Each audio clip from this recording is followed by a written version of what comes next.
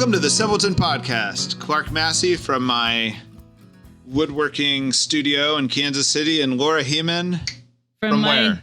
Living room studio. Yes. Happy to have you back, Laura. Back Thanks, by popular demand, also just the co-host, so you're supposed to be back. All right, our silent partner in this endeavor is Ben. That's me, the editor. Ben's having quite a summer. Last night I discovered a little problem in one of the past audios, which some of our audience probably also discovered. And you have to understand, Ben just got married. He's traveling across the country in a vintage RV. This is true. He's stealing the Wi-Fi at a Circle J truck stop somewhere editing our podcasts. A coffee shop in Des Moines, Iowa, but close enough. And, and then the little alarm goes off that you have to go take a shower and you have to just get up and go. It hasn't come to that yet. So you got to understand his working conditions are not the best. I don't understand why he has a shower alarm, but okay. Oh, you've never been to a Circle J? Oh, I just broke my mic stand. But you've never been to like one of those truck stops where they give the truckers showers? Oh, I've seen those and I've wondered who uses those showers. So you're saying Ben uses those showers? Well, yeah. A little alarm comes off and says, Ben, your shower is waiting. Go to shower 4. That's what that is. Yeah. And they're only getting like 7 miles to the gallon. So 8 miles per gallon. I think if you live on the East Coast and spend most of your time on the East Coast, you will have never seen this, right? You're right. Yeah. This is kind of a open America, Midwest. The West has these too, but yeah. I mean, I've only seen these along Route 70 on our way to Kansas City, right around when you start seeing the Love's gas stations, which are not out here. If you're the part of our audience that lives on the Eastern Seaboard, you probably no don't clue. Understand. Yeah, no clue. Trucker's got a shower. Ben's got a shower with him. That's the problem. Once again, it hasn't come to that yet. All right. All right. This is a response video, or a just kind of further exploring the ideas of Mr. Larry Chapp and his great interview with the Simpleton Podcast. Mm-hmm. Our signpost is we want to talk about Larry Chapp's idea of the social imaginary, how it interacts with culture and what that means, what that means for us to influence that possibly. We want to talk about following Christ, this idea of like Christ changing the whole world versus Christ directing you, particularly in your life every day, and like what's the right attitude towards that.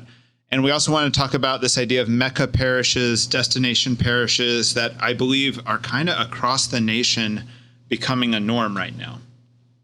Yeah. All right, good. All right. Social imaginary. Let's try to flesh out that idea. Yeah, so I don't know that is like Larry's idea originally. I don't know where it originated, but I listened to that interview a second time and got a lot more out of it. And the idea of the social imaginary didn't stick out as much to me the first time, but I think it's a really rich idea. But I had to go on his blog to find a definition, and it was like he quoted someone saying it was like the network of symbols, images, and concepts that articulate and orient a community's understanding of reality. So I can't quite differentiate it from like a worldview. And, Pope Benedict used the word Weltanschauung, which is like worldview, essentially. Mm-hmm. And he kind of says that Germans talk about that idea more than like the rest of the world. And that's why we don't have a good term for it, which I think social imaginary is an alternative term for it. And it's such an interesting idea that like ancient man had a feeling about the way the world was that shaped his thought, and so did medieval man, and so did us today, and it was just different. Like an example I've heard is that the ancient person, they believed in a physical world. They also believed in this other world that was more mystical. They didn't think of just like good and bad supernatural. They thought of there was a bunch of mischievous supernatural in between. Yeah. They also thought of their world as contained. Mm-hmm. Like, the idea of like, there's even a roof on the heavens almost, right? Yeah. And that you can fall off the edge in a sense, I'm not saying they thought the world was flat. I'm just saying they didn't think of, like, we as moderns think of the world as like ever expansive into space. Yeah. Traveling at billions of miles. Like that just shapes the way you're interacting with the world when you think that, you know? And your smallness. right. Yeah. And So I don't know what the difference is between social imaginary and this worldview idea, but I do agree with this concept of social imaginary being important and that it's being shaped by, in a sense, what we're consuming all the time. Mm-hmm. Right. And so he talked about sitcoms, TV, that all shaping us. Yeah. So and one of the interesting points he made about sitcoms was that they kind of took all the religion and politics out of sitcoms in the 50s and 60s to make them have mass appeal. And so you're kind of consuming this world without religion, and that has its own way of shaping you. Right. Yeah. And I think it created this weird little wall between religion and the real world, Right. And it's like this thing you brought up with Kierkegaard and his father, Yeah, that when Kierkegaard learned history, his father made sure that sacred history and what we think of as secular history were one. Right. That you're learning about Moses next to Napoleon. Yeah. Yeah, and I think we can just take the religious stuff out because that's on Sunday or your own family or whatever. And that, it doesn't hurt anything, but it's like taking Moses out of history says something about your view of history. Or Bishop Barron sometimes uses the word theodrama, where it's if you think of the French Revolution, there's a social drama, a political drama, and there's also this theodrama happening. Yeah. But really what's happening is all those things are one. All those things are integrated, right? But when we study things like the French Revolution, we study them usually from the lens of an economist or a political scientist or a military historian. And we're not really integrating it all, particularly the supernatural part. Yeah. Right. And I think that your idea, and, Larry Chapp mentioned that about maybe God was taken out in order to make money. Yeah. It's also possible God was taken out because these people just didn't believe in God. It's not clear that this was not a little bit more sinister or a little bit more agenda focused as opposed to just the innocent greed causing it. Yeah, I do. Yeah. And maybe a counterpoint to Larry would be what's her name? The Golden Girl, Betty White, had black people on her show when it was I think you hear of these kind of heroic things where it's people push the boundaries despite people insisting no, this is so we know that there was boundary pushing, Yeah, there was agendas inherent in these sitcoms. Yeah, and some of them were obviously good, right? But there could have been nefarious ones as well. Right. And I think you see that even I grew up in suburbia. We knew about divorce. We knew that there was other types of problems. I met some kids who bad things had happened to. But overall, it kind of was a fairly good place to grow up. Mm-hmm. It wasn't like every house was just some horrible thing was happening behind the front door, you know? And when I would go to watch movies and stuff, maybe starting in the 80s or 90s, it felt like everything that came out was painting a picture that behind every white picket fence is a complete, concentration camp. Yeah. And it's just they were definitely grinding an axe.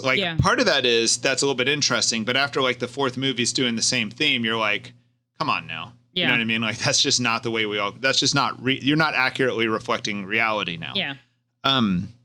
So there could have been some axe grinding in there. Okay. So knowing this, we know that somehow the social imaginary of modern man does not have enough God in it, does not have God integrated enough in it.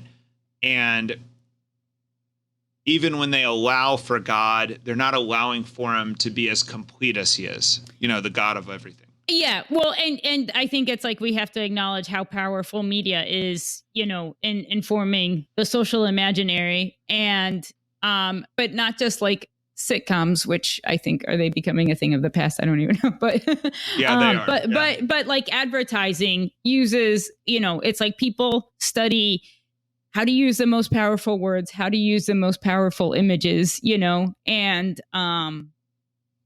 advertisers appeal to kind of shallow consumption. They appeal to our insecurities. They appeal to our base desires, and so I heard someone say that if you do not believe advertising influences you, if you think you're beyond it, you're exactly their target audience. Oh, yeah. Like for a while, I would be like, oh my gosh, how does Instagram know I wanted new glasses? And I was like, oh, it's working, Right. Yeah.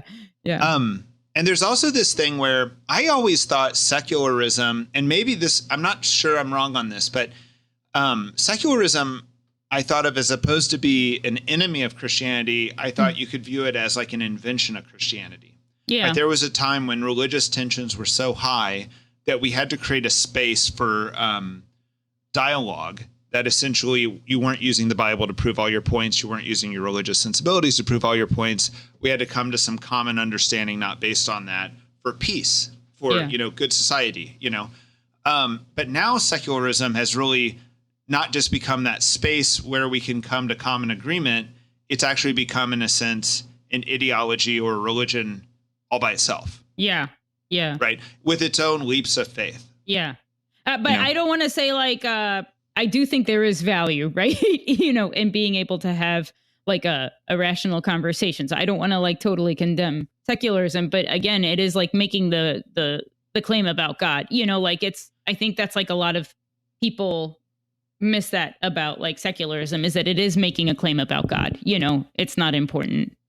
Right. Yeah. And you even see this with like the debate that the Supreme Court kind of wandered into. I mean, everyone's trying to discredit the Supreme Court at every corner right now because we're recording this right after Roe v. Wade was overturned. But this idea of like, what did separation of church and state really mean? Yeah. They did not mean it the way we're interpreting it today. Yeah.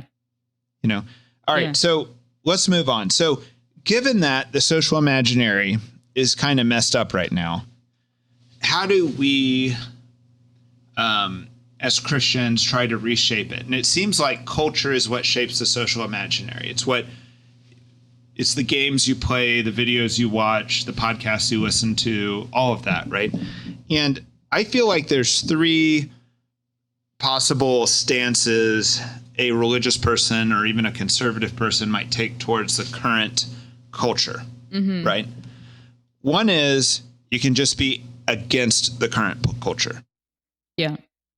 Which is problematic. Yeah. I think if you run in a Christian or Catholic circle, you're going to hear some griping about the current culture. But one problem is, like, I think we've said this on other podcasts, if that's your main stance, like standing in opposition to the current culture, you're still moved and controlled by the current culture. Right. Yes. And we actually, Larry Chapp kept using the term counter witness. And I think that that's kind of a bad term because I think we want affirmative witness. Yeah. Like we want something where truly we know what the truth is that we're building towards. We're not actually responding just to the culture. Yeah. Like we're the witness, you said this, and the culture is the counter witness.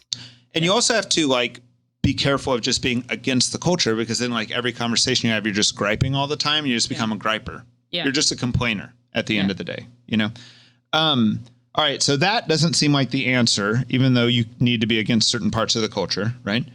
And it's kind of a trope. I feel like the Republicans get associated with that a lot. Yeah. The other idea is something that Mike Tenney is kind of with his pop culture catechism kind of exploring, which is this idea of like pick and choose from within the culture. Right. And he's not really telling really highly committed Catholics who are, got their nose deep into JP2's writings to go watch Spider-Man and pick out some good parts. He's kind of more like saying, hey, kid, you love Spider-Man. Let's talk about the good parts. Yeah. Yeah. Right. That seems like necessary to do some of this picking and choosing. I see some families, like in my family, we've chosen not to let our kids have video games, which has been good. It kind of makes me sad because I grew up with video games and I like them. Yeah. But like when they go over to a friend's house, our rule is it has to have Mario in it. Right. Yeah. You can only play a game that involves Mario. By the way, one of the after effects of like us not letting our kids have video games is they just got this pinball game that's it is a baseball game. It is the most amazing pinball game. It's just this dumb thing we sit on the table and they'll play whole baseball games. And it's like is awesome. You can position your fielders to knock back the pinball and things. Yeah. And it even has like little hidden magnets where like when you pitch, you can curve the ball to the left or the right. Oh my gosh. I'm amazed at their attention span to play. Well, yeah. Okay. Well, because they don't get video games, I think this game's really cool if you don't have video games. If your kids have video games, they will lose interest in this pinball machine, you know? All right. So pick and choose from the culture. Okay. Now, neither of these ideas are affirmative, right? They're not really creating culture. Yeah. And I think like, right. I think it's like we can kind of pick and choose from the culture what we want to, for instance, what we want to allow our kids or maybe allow ourselves to consume. But it's like, is the culture providing rich enough culture, you know? Right. Like, But there's also like a sense in which you've given up on driving the culture or shaping the culture. You're just either griping or picking and choosing, but you're not actually creating. Yeah. You know? Yeah. So the final question then is, how do we as Catholics create culture, either as creators or as consumers? Mm-hmm. Meaning like every good artist needs some people to buy their work. You know, I'm more in that situation than I am in the become an artist situation. So the thing that's interesting here that I felt like I was exploring with Mike Tinney is, so we're trying to shape the social imaginary. And this is, by the way, widely being discussed in conservative circles right now. Ben Shapiro's network, I can't remember what it's called right now. Daily Wire. Daily Wire. They're making movies, right? Because they know they need to generate culture and not just count on, in a sense, with the left to generate culture or the progressives to generate culture, right? Mm-hmm. They need to generate it themselves. The problem here is the problem that we've always seen with Christians who try to generate culture, is that you get like Christian rock. You get this problem of like, it's kind of cringe. It's like, even when the artists are really good technically, there's something where it's falling short of true art. Yeah. Yeah. And there are true Christian artists. I would say like J.R.R. Tolkien is like my best example of someone who's writing great stories, building a social imaginary. Yeah. That is more Catholic, you know. But he's not, you don't feel like it's cringe. You don't feel like he's grinding an axe on anything. Yeah, I think that maybe a reason why we might feel like some art is like cringy or inauthentic or whatever is that Christian artists can feel constrained by either needing to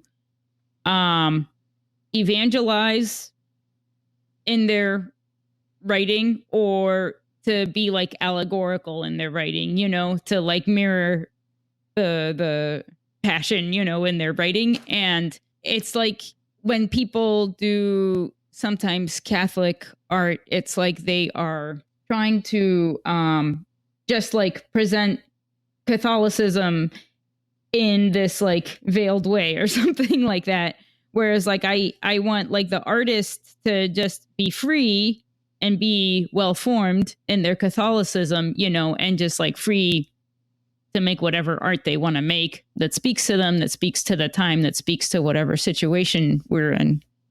So I think you're right. I'm going to relabel this allegory problem as a propaganda problem. Okay. So like, I think that there's one problem where you see someone saying modern art sucks, therefore I'm going to become a painter like the Renaissance painters. Mm-hmm. And there's always something a little bit wrong with that. Like you're never going to be as good or as relevant as the Renaissance painters, which was true to their time, right? And then the other problem is you take the forms of the current pop culture and you just inject Christ and allegory and propaganda into it, right? I've been watching like a lot of foreign propaganda, like Chinese propaganda. And it's not like targeted at Americans, it's targeted at Chinese people.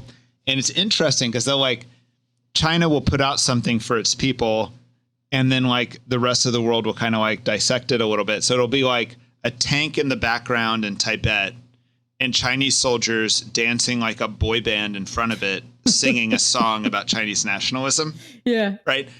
And It is kind of like, weirdly enough, like I can't even understand the language. I'm like reading the subtitles, but I'm like kind of attracted to it. It would never make me want to join the military to dance like a boy band, you know? Yeah. But like, it's just like, oh, this is a little bit catchy, right?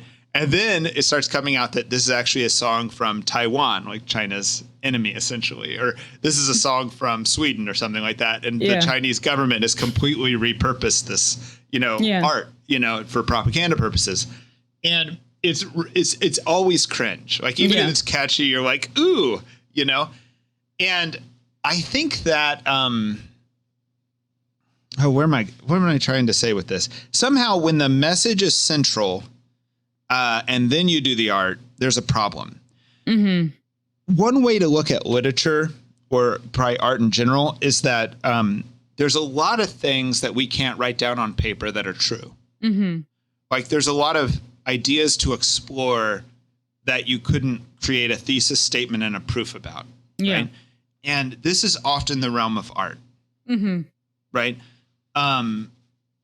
If you have this feeling that you want to explore, like, let's take Walker Percy. Like, he talks about kind of the feeling of nothingness and meaninglessness. He's got a book called The Moviegoer that's pretty good about talking about this, right?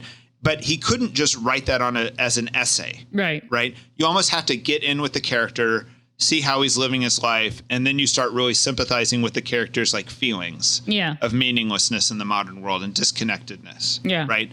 So that seems to me like a very proper form of art. It's like an expression of truth that we can't just do as philosophy. Right. And if you can do it as philosophy, and then you try to then put it into art, there's something propaganda or allegorical about it that just doesn't work that well. Like, I think in some ways, like the way Animal Farm, you could call that propaganda, but you could also say there was no way that he could better explain the way communism works than through this story. Yeah. Right? Like, to get you sympathetic and kind of going along with it and seeing how it developed. He couldn't have just written that in like a 20-page essay and have you believe it. Right. Right. So I think that's like it's very good that he used that form, and it's not cringe. It's good, Well, I think like images are very powerful, right? And like a story gives you like an image, But would you agree that if something's simple enough that we can write a theological treatise on it, it's too simple for art?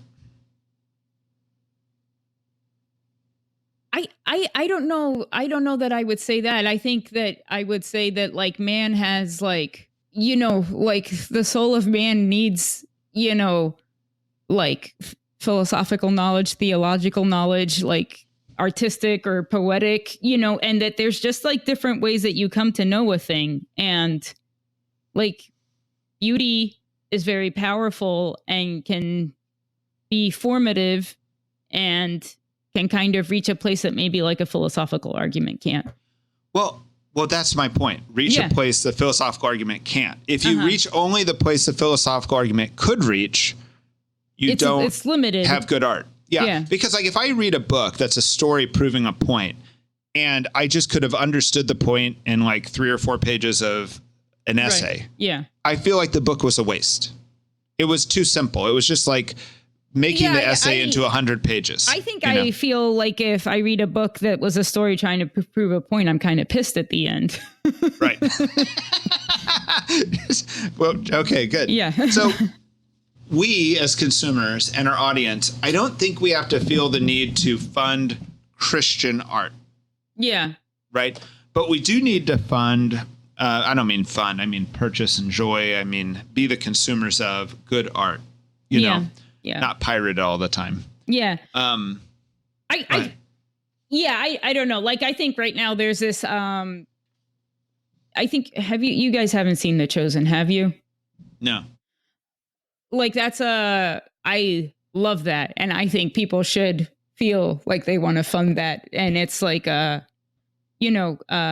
life of Christ with the apostles, in a TV series. So that, well, I really like, in a similar way, I really like Cecil B. DeMille's 10 Commandments. Mm-hmm. Yeah.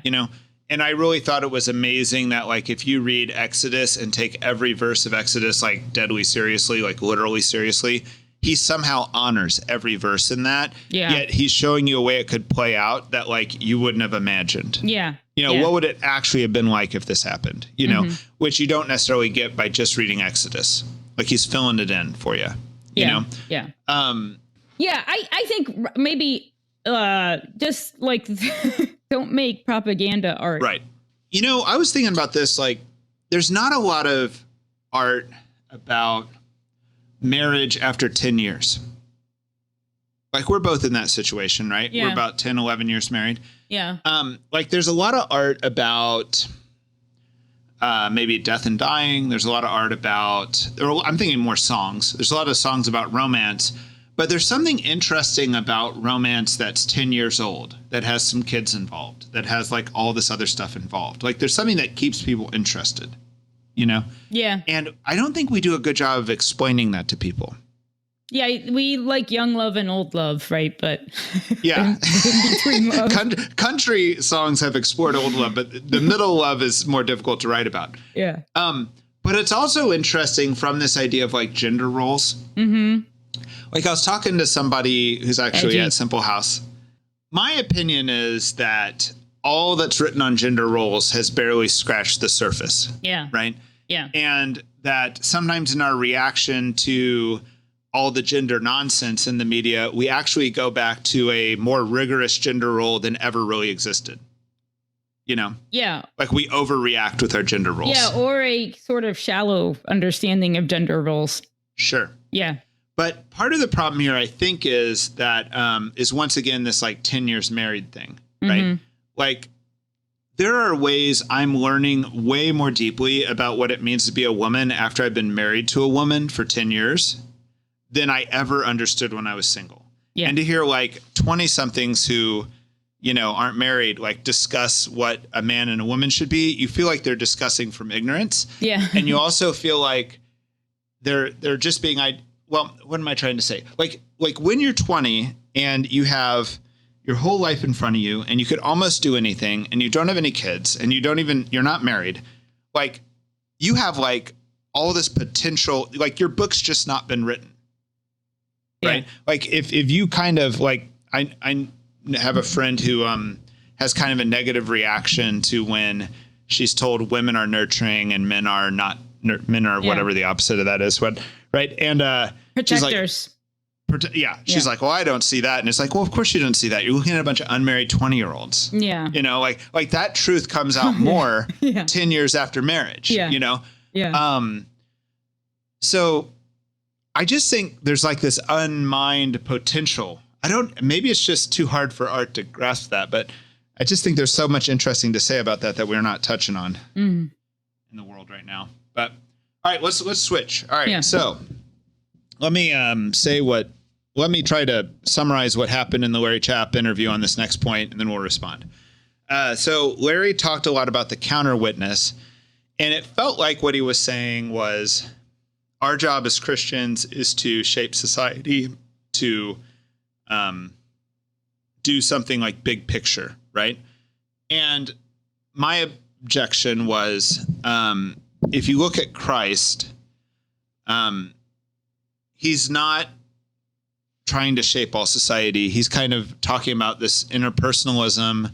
He's talking about love. And in a sense, Christ is the way where he shows you how to put one foot in front of the other in like a moral way. And that this is what Christ is offering you. He's not offering you a political agenda for society or, the ideal Christian community or anything like that. Yeah. Right? And Larry seemed to dismiss that. I think, by the way, I bet he's I bet he'd have a lot more to say on this. So we do need to address it anyway, the way he said it. He said something to the effect of, well, like that's kind of beginner Christianity. And once you get, once you're a good observing Christian, then you start working on the big picture stuff. Right. Yeah. Yeah. So I think that was my biggest quibble with Larry was there. And it's like the sort of simple, which I say simple with air quotes, is like, the forgiving your neighbor and all that stuff like that. That is, that is the work of the Christian, right? And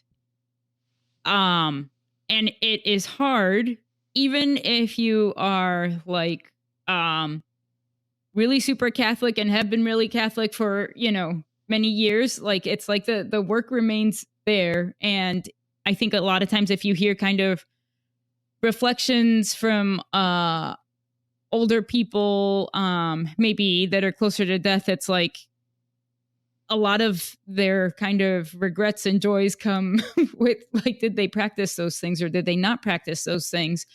I also feel like I hear, people in retirement age say things like that they feel like they're finally starting to get started on the Christian journey or something, even though they'd been Catholic for years and years and years, or something like has like clicked or whatever. So just to call it beginner Christianity, I disagree, And you never heard someone in their old age say, I wish I was a better distributivist. So I think there's some flaws here. Like, one is that you control what you can control, and a lot of the big picture stuff you can't control. So it literally is a waste of time. Yeah.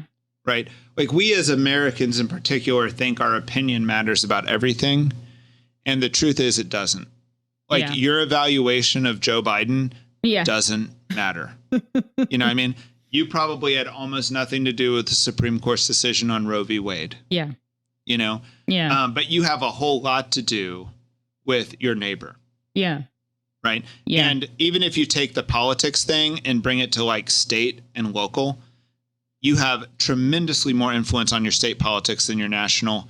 And you have tremendously more influence on your local than your state. Right. I remember learning in like a philosophy of social science class in college that it's like there's like kind of a principle that your vote for president doesn't matter. Right. Which is like shocking, right? But it's like if you get a smaller voting pool, your vote starts meaning something. I got involved in state politics a few years ago, and I'm hoping to have somebody who's a Catholic lobbyist for state politics on the podcast, working on that right now. And I felt like when I toured the Capitol, there's only like in my state, like a little between 20 and 30 state senators.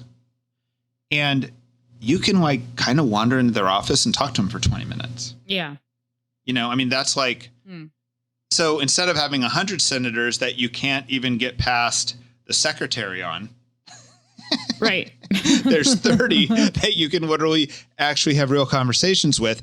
And the amount of stuff that affects you that actually is at the state level and at the local level is tremendous. I think that the American kind of obsession with the federal level is just illogical at so many levels. In fact, it might just be a big distraction while other things are happening that really affect you and your community. Yeah. There's also this is a problem that Simple House people will address also, is that somebody will come and they'll be like, well, who cares that you're feeding Bill when you're not helping all of poverty or eradicating all poverty?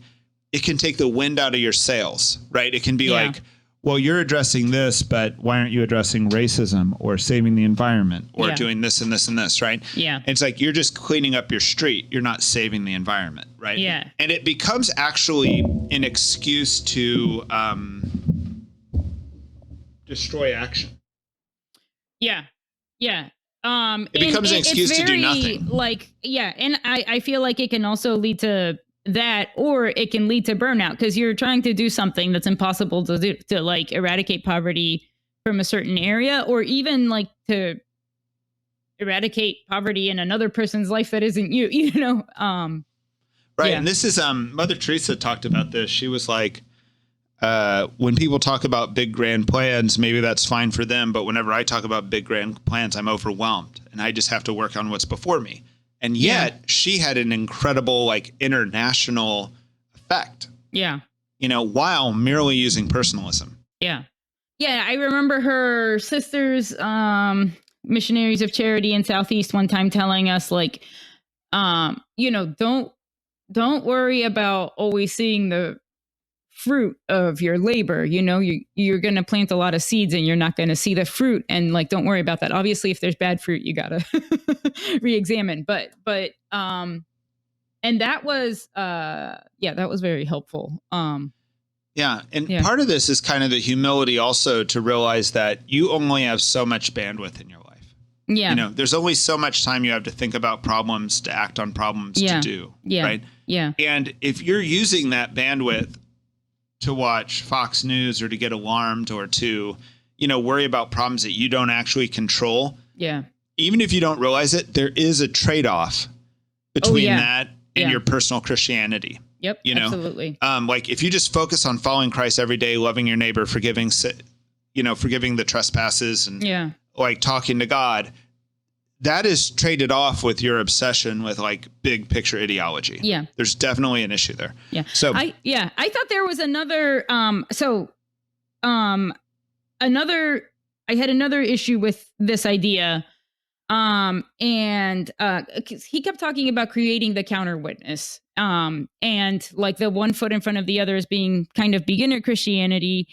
And I think there is like a kind of danger of like navel gazing, you know, when you're thinking about, we're going to create this community and it's going to be such a powerful witness to the world. And it's like the way I think it should be, it's like you're creating the community. If you're trying, whatever you're doing in your Christian life, like you're doing it to grow closer to God, you're doing it to sustain yourself, to sustain your family and like the people in the community. And then hopefully there's going to be like an outward, like the byproduct will be creating a witness. Like you don't set out to create. Right. Otherwise, you're being performative, right? Like you go to love your neighbor, and by doing that well, it will create a witness. But if you go to create a witness by loving your neighbor, you don't love your neighbor very well. Yeah. Like it's like if you're like, oh, we're going to love our neighbors so that the other people in this neighborhood can see how loving the Catholics are. Like it's weird. And I think people see through that right away. They see through it. And even if they don't, it's like kind of like a faith killer. And I think like there's like in the Protestant world, like famously like PKs, they talk about PKs being messed up, you know? What is a PK? Because to me, a PK is a player killer. That's like when you're playing a big game and somebody goes around and instead of playing the game, they start killing all the other players in the game. They're like a psychopath. Okay. So PKs, as I know them, are pastors' kids. Ooh, very different. Yeah. Or maybe not different. They? Yeah. Yeah, right. No. So I've known lots of lovely PKs, but I know that there's this like stereotype, which I've also known that like pastors' kids are kind of messed up, and it's because they have to kind of like perform and be on their best behavior all their growing up while their dad is paying attention to everybody else, you know, and they rebel and they get kind of angry. That's a stereotype in a lot of Protestant circles. And so, but anyway, it's just like, I think the performance thing can create this fake veneer that's like a faith killer. Right. So, all right. So love to hear Larry's response to all that, you know. Let's go on to the next idea, which is this idea of Mecca parishes and destination parishes. My sense is that nationwide, this is an issue. And on the surface level, it's about liturgy and reverence. Like that we're creating these like big parishes where a lot of like very theologically educated Catholics go and form, and they kind of leave their current parish to go to it, right? And Larry's part of this. And to the extent you and I are part of this too. Like, I don't go to a Mecca parish, but like my friend group is largely at that parish, right? I do go to a Mecca parish. I'm always being a burr in the saddle of these friends. If any of them listen to this, they will know that I've taken that on as my job. But these parishes are good. Yeah. They have some negatives that we need to explore, but the fundamental good of them is they're a big encouragement. They're people who I actually like to be around.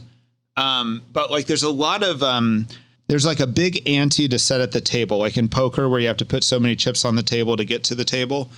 You know, these are parishes where people are not using birth control. People are having a lot of kids. There's a lot of homeschoolers. They're often founding their own schools for their kids, not just writing on the pre-existing Catholic schools, right? And they're fairly observant, you know? Yeah, and there's usually like a big contingency of really intellectual Catholics, right? Right. Yeah. And this all helps you to stay encouraged, because the bigger group you surround yourself with that's like this, the more like inspired you are to continue, or, you know, just like keep up the work that's involved in that ante, you know? So I think there's like a couple problems with it that Larry's, you know, what he appeared to think I was trying to get at was like that you're kind of disobeying the parish boundaries. Yeah. Right. I don't really care about that. For some reason, that's like an argument people keep like having. And I'm like, no one is checking. No one is enforcing. I don't even know that the American Catholic Church uses this model anymore. It's kind of an unpromulgated law, therefore it's not really a law anymore. Yeah. But it's like, but whenever you bring up the Mecca parish idea, I think that there's a lot of rule followers who are kind of going along with this, and therefore they bring up, oh yeah, I know we're kind of not following that rule. Yeah. You know? Yeah. All right. So I don't really care about that, but okay. I want to defend the Mecca parish for two reasons. All right, go ahead. Okay.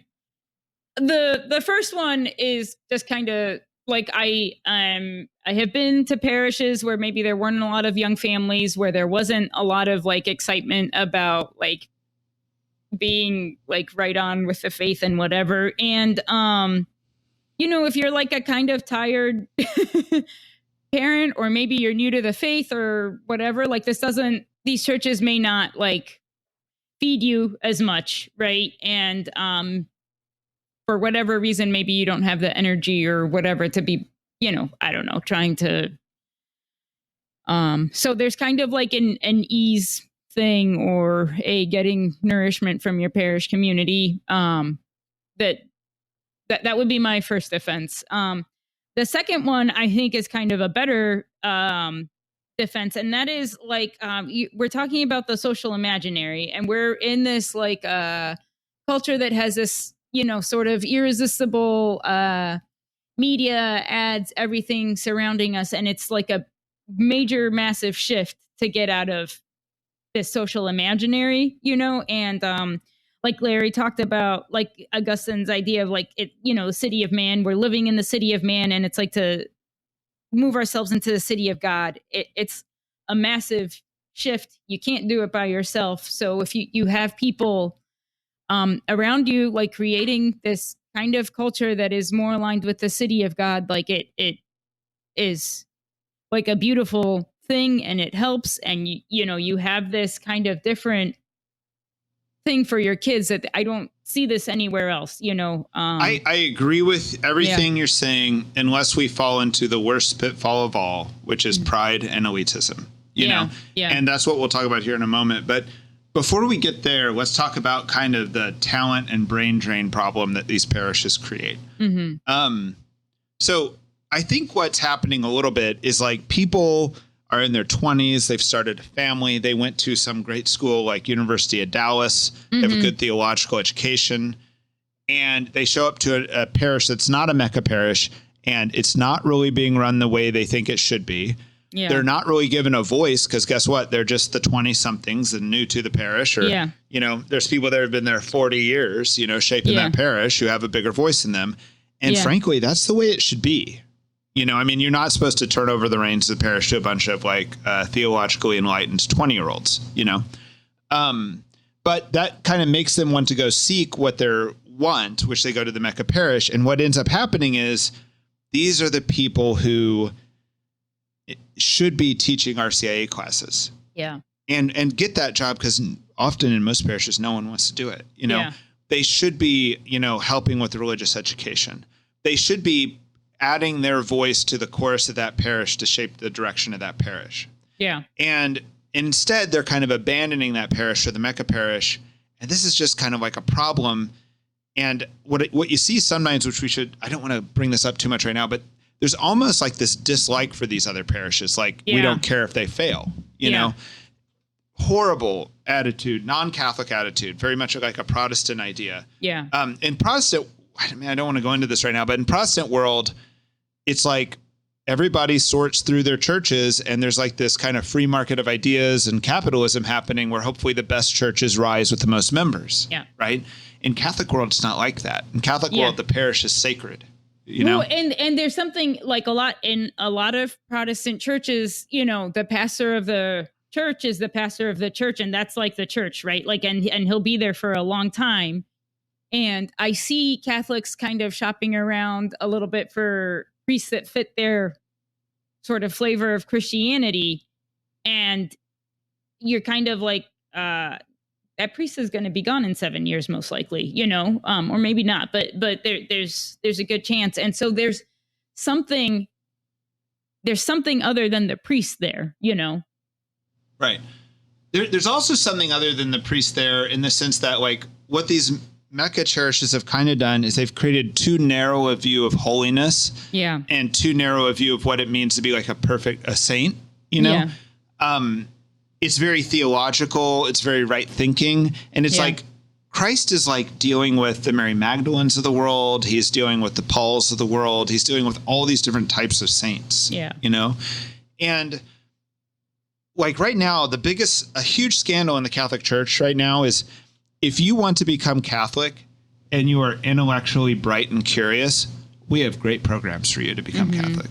Yeah. If you are dumb and a sinner, we have basically no programs for you to become Catholic. Yeah. We are just not doing a good job of converting the whole world, the way Jesus did. Yeah. We're kind of catering to this kind of intellectual group, which I'm a member of. Our whole audience is probably a member of this group, right? Yeah.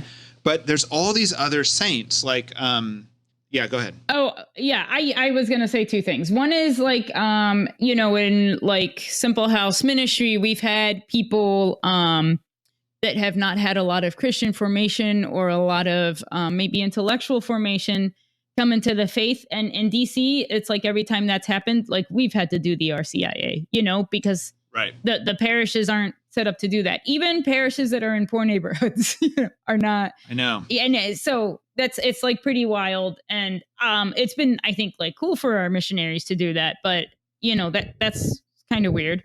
And that's like, I don't even know. I mean, what you're saying is so correct. Like, I've brought families into the church who have real issues, who need to know Christ. They need to know his forgiveness. They need to know what everlasting life means. They need to know like what type of psychological change they need to have with Christ.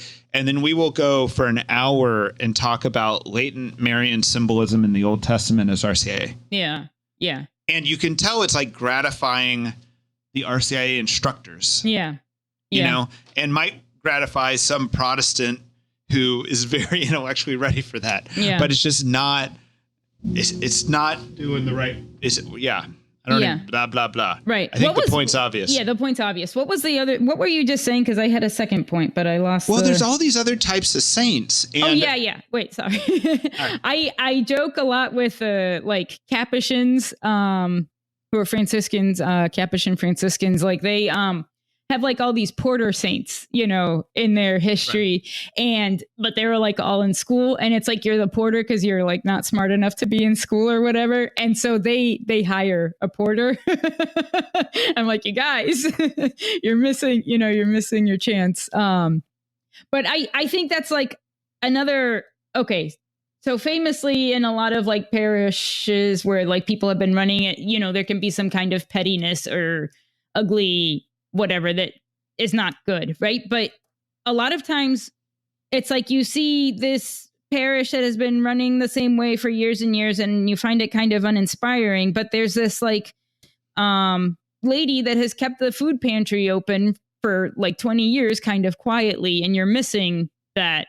And there's often a genius there, even if she's not doing everything you want. Yeah. Like or as far as doesn't have reverence. the intellectual underpinnings or something to Right. kind of, but there's these people that have been keeping our parishes open for several decades, just kind of doing the humdrum work behind the scenes. And I think a lot of people don't appreciate that when you're kind of like younger and you have all this zeal. I think you miss those people. Yeah.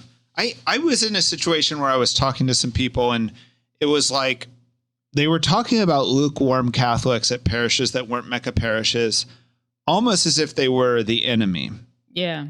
Not that they were the great evangelization ground or the people who you would hope you could really revive, but that maybe they were like progressive Catholics are the enemies that, in a sense, when they leave the church, we'll all be better off. Yeah. You know? I find that like there should be a kind of sadness there. Oh, there should be a tremendous sadness it's when that happens. It's the body of Christ, right? And it's like if one part of the body is hurt, like we're all hurt. There's also kind of a dishonesty there too. Like, not doing a great job of explaining this. So when Simple House began, from the very beginning, we wanted to be a meeting place for progressive Catholics and Orthodox Catholics. And by Orthodox, I just mean that you accepted the whole catechism. That used to be more radical than it is right now. Yeah. And we wanted to be a place that those Orthodox Catholics could serve the poor and do high quality love and charitable work. We also wanted to be a place where progressive Catholics saw authenticity, saw that maybe this is a different way of doing it than just having a huge food pantry. This is a very personal way, and they could be called there too, and they would meet each other. You know, they would in a sense kind of like, I don't know, come together is not really the goal. It's not like kumbaya, but it was a way to add like Orthodox people need to be authentically charitable. And there's something here even progressives are going to want to be moved by, right? Yeah, and I think there was also like a thing that it was like either side had a strength that the other side was missing. Well, at that moment, progressives definitely were in control of the church. They seemed to control the seminaries. They seemed to control the diocesan offices. They seemed to control all the major charities that help the poor. Yeah. Right? And when we were critiquing that situation, we weren't selling them short. We were like, some of these organizations are pretty good. Like without them, these organizations wouldn't exist. These organizations need to exist. You know, we need to be helping the poor. And we weren't trying to like drive them out of the church. Yeah. Right. Now, I think that from the sex abuse crisis is when things started really shaking out, where anyone of weak faith, anyone who was part of the church for social reasons, merely social reasons, ended up leaving. Yeah. You know, and I'd say for 15 years now, Orthodoxy has been on the rise. And then even a more reverence has been on the rise, which I separate from Orthodoxy. So I think you can be very Orthodox and not enjoy, you know, the Mecca parish mass. But now I feel like that battle's over. Yeah. You know, like we need to be loving any progressive that's still with the church right now. Needs to be loved into it, needs to be brought to a greater fulfillment of the faith. You know, there's no, I don't think there's a bunch of fake Catholics filling these parishes anymore. And I think that attitude is a very narrow, like judgy attitude that's pretty evil at this point. Yeah. I feel like conservative Catholics, if you're still at war with progressives, you're doing victory laps. Yeah, I have like a kind of attitude that I see sometimes that I don't like, is like people feel like a kind of like victory, right? When you see like a lukewarm or more progressive church kind of closing down or dwindling, you know, and then they see like their own growing church as vindication, you know. Right. And we've seen that backfire on people. Like that gas runs out. Absolutely. We've seen religious orders that like were growing gangbusters and we're very proud of their growth. And then the growth fails and people's faith is shaken. Yep.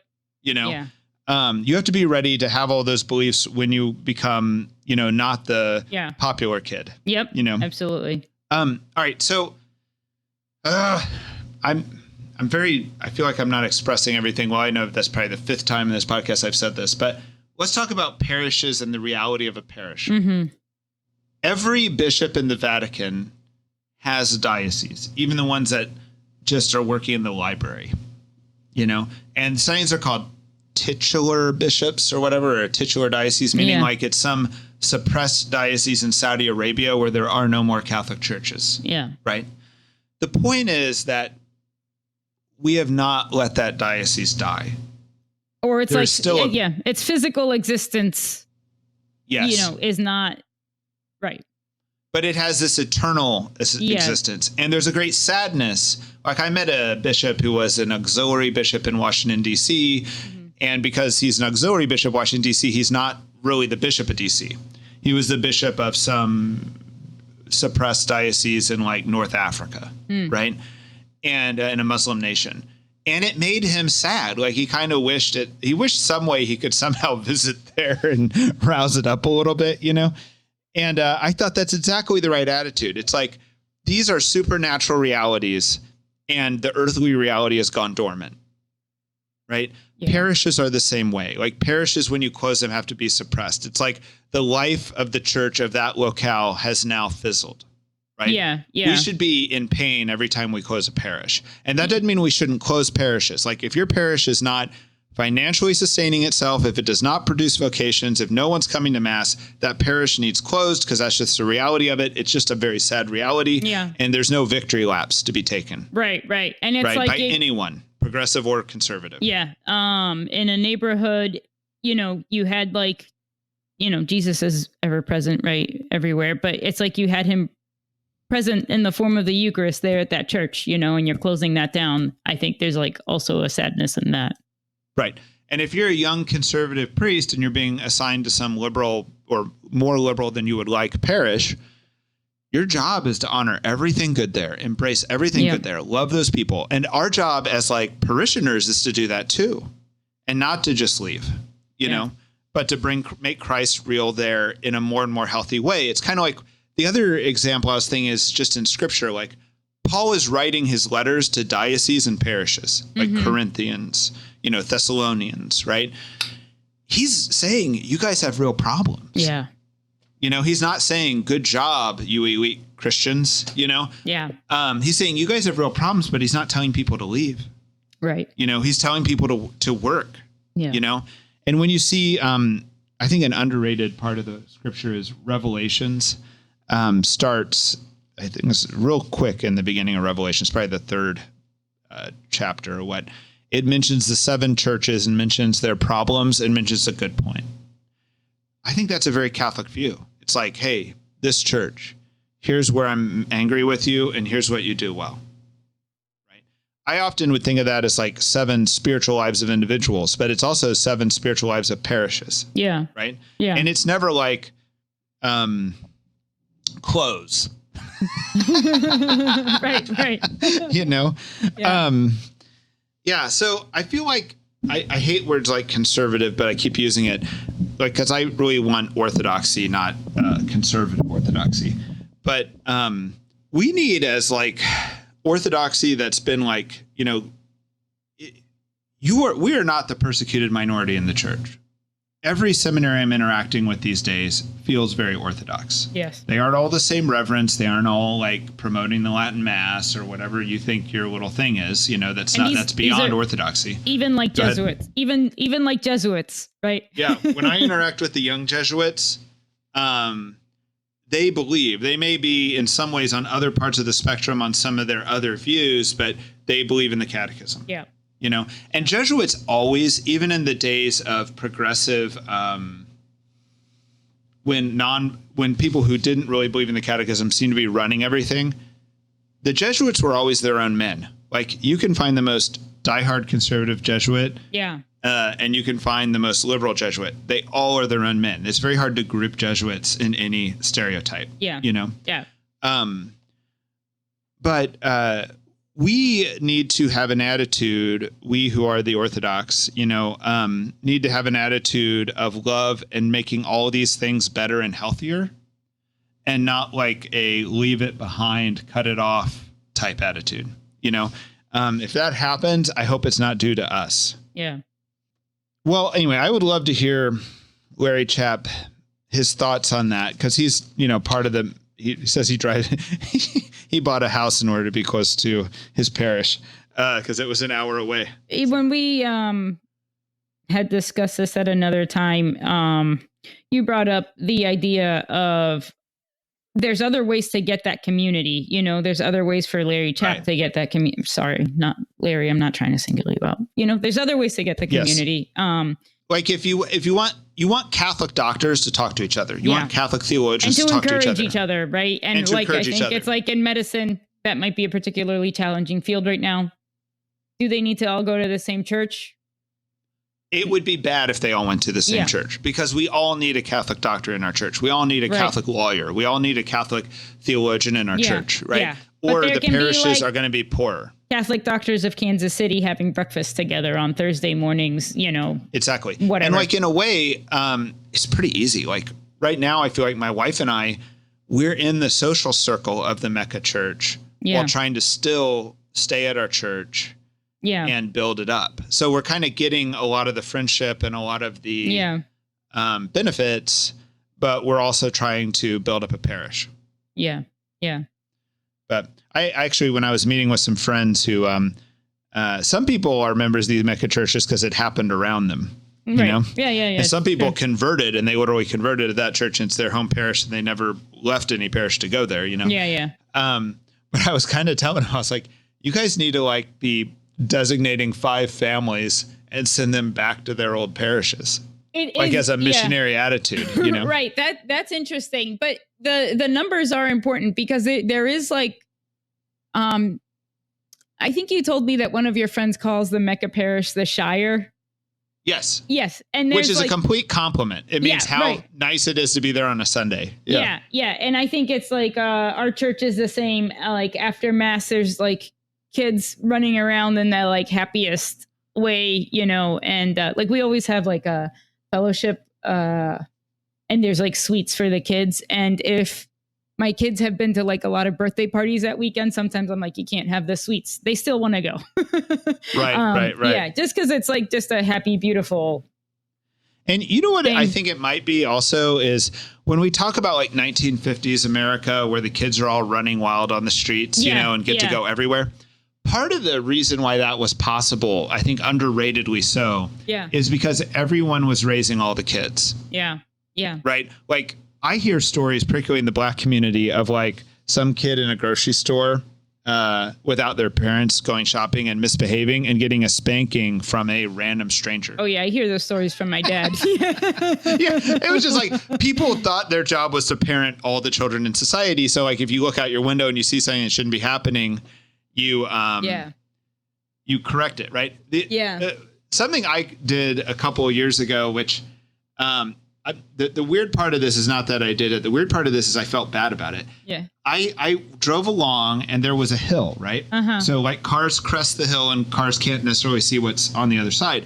And literally these kids had taken their toys in the middle of the street and were playing over the crest of the hill. Yeah. So any car that comes over the hill just like had very little time to stop. Yeah. I'm not, and if they played on top of the hill, I probably would have said nothing. Yeah. It would have been like, okay, cars from both sides can see you. It's a residential street. They'll stop. Right. But this was like not a good situation. And so I hit my truck in reverse, went back there and I told them they needed to get out of the street. Yeah. Right. And I felt guilty for like telling that to other people's kids. Oh, yeah. Oh. I actually met their dad like a month later and like told him that I did that. And he was like, yeah, those are my kids. Thanks. But like, that was like, it's dumb that I felt weird about it. Yeah. That should have been automatic. Yeah. But it's no longer automatic. No, it's not. So I think part of the Shire, part of this idea, this Mecca parish that's really good is like, we're all kind of on the same page. Yeah. But, I recently. And when our kids play together, we can kind of like correct it. Yeah. Yeah.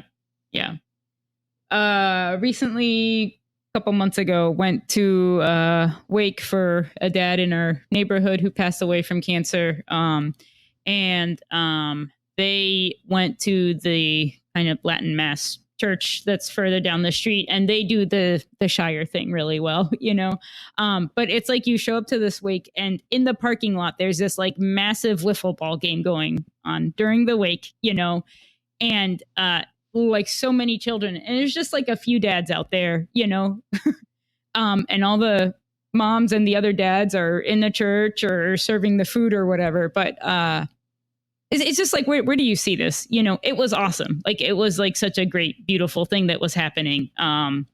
So this is the tension, is that this is all so good that's happening at these parishes. Yeah.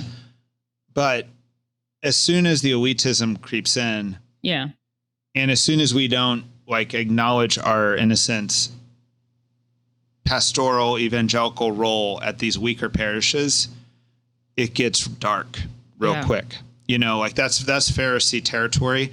It's also the thing that it's what St. James and St. Paul were kind of having their feud about in the New Testament. It's unclear that St. James and St. Paul ever really had a feud, but the followers of St. James kept running in afoul of St. Paul, where they were like coming in places, St. James being like the Bishop of Jerusalem, St. Paul, you know, going to founding all these other churches. And these people who didn't found the church are coming in and like telling everyone they need to observe the kosher law. Yeah. Like you're not really being Catholic unless you also do all this, unless you're doing all this, right? And St. Paul just shuts them down hard. You know, even to the point when St. Peter comes in and he's like caught in between the two and he starts like observing kosher in front of the people from Jerusalem who are friends of St. James. Paul even shuts St. Peter down hard. Yeah. For it. You know, there's something in that dynamic that's like playing out right now that we just got to get rid of. Yeah. You know, we need to save these parishes. Anyone who's still going to church there anyone who's going to church every Sunday in today's society has got a level of commitment I respect and we can build on. Right. Definitely not the enemy. Right. You know. Right. Yep. All right. Great. Well, Laura, see you next week. See you next week, Clark. Thanks. All right. Please give us feedback on this. I enjoy pushback. All right. God bless everybody. Right. See you later. Bye-bye.